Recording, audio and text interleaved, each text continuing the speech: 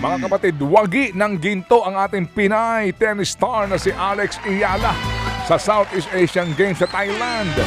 Kanya pong tinalo ang pambato ng Thailand 6-1, 6-2 para sa gold. Kanyang pinutol ang 26 na taong pong paghihintay ng Pilipinas na makaginto ulit sa women's singles tennis. Bago si Ayala, huli pong nagkampiyon si Marie Chris Fernandez noong pong 1999. 6 na taon po yan bago ipanganak si Ayala. Opo, at dito mukhang mabuti nga. Nakalaro itong si Alex kasi doon daw sa si Yulo. Ayun, para hindi mag-qualify, binago-bago yung mga events na hindi siya kwalipikado doon. Sabi nga ni Kuya Al, yan SEA Games na yan. Ay nako. Sige, go. Oo, pilit nilang babaguhin para pabor sa kanila. Samantala mga kapatid, ginto rin po ang napanalunan ng ating men's softball national team.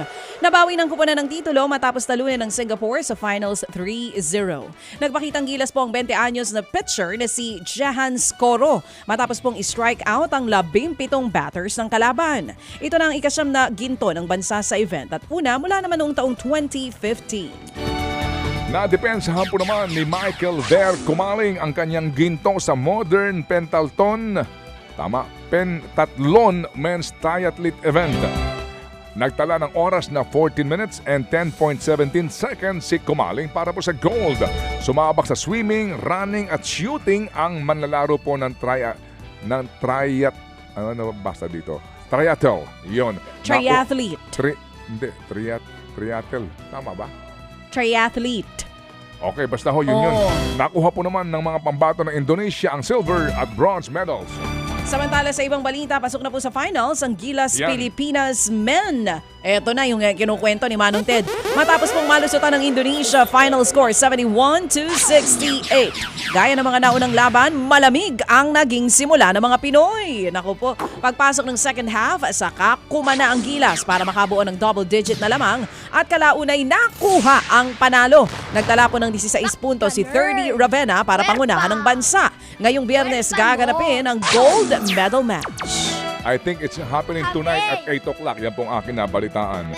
Dito talagang experience, maturity po ng ating mga players po ang nanaig dito. Tinalo po naman din ng Gilas Pilipinas Women. Ito po yung Indonesia din para makaabante po sa finals ng women's basketball 66-55. Walang nagawa ang mga Indonesian kay two-time UAAP MVP Casey De La Rosa matapos gumawa ng 21 puntos, 11 rebounds, 4 na steals at 4 na blocks. Makalabang po ng Gilas Women ang, eto na naman po, host Thailand. Ay, ang sila husay po. ng mga players natin. Ay, sinabi mo, baby girl. Grabe parang lalaki po magdala ng bola. Ang husay. Tingnan mo. Talaga namang proud ka pag pinanonood mo ang ating mga atleta. Correct. Kasi po, lumaban ho tayo dito ng patas. Yan ang dito ho sa larong ito, sa basketball, patas po ang laban natin dito. Pag tayo ho nagkampiyon dito, well, gold, silver is silver, bronze is bronze. Pero kapag naka-gold tayo dito, yan ang napapala ninyo. Sinubok nyo talaga ang galing ng Pilipino. Huwag mag-alala. Alam mo, kahit hindi tayo mag-gold dyan, gold naman tayo Sana naka-1. Number 1 tayo. Walang nalaban sa atin. Landerolympics.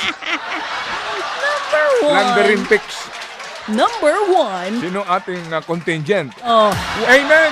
Amen! Gold na gold tayo dyan. Gold bars.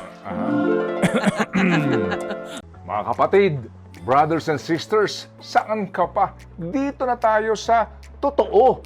Dito na tayo sa True FM. Mga kapatid, mag-subscribe and follow po kayo sa social media accounts ng True Network PH. Yan po kami. Hanapin nyo lang True Network PH, Facebook, Instagram, YouTube, TikTok, and podcast. Mapa Apple or Spotify man yan, mahahanap nyo kami. Lahat ng mga napapanood at napapakinggan nyo po sa programa, nasa social media accounts namin yan. So, paano mga kapatid? See you sa social media!